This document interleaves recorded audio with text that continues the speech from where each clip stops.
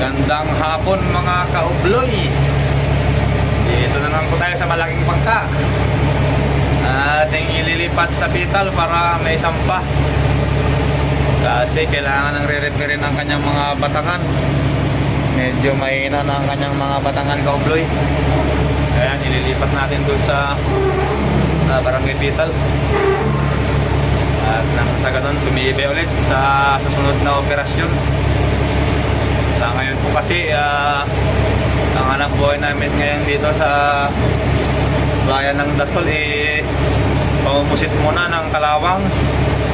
Kasi mga itong buwan mga kaubloy, medyo mahina na ang pauli ng isdang payaw. Kaya doon na lang kami muna umasa sa pusit. Kahit na paano may panggastos ang aming pamilya. Alright kaubloy, ito na lang po muna ang aking videos. Salamat sa inyo mga viewers, followers.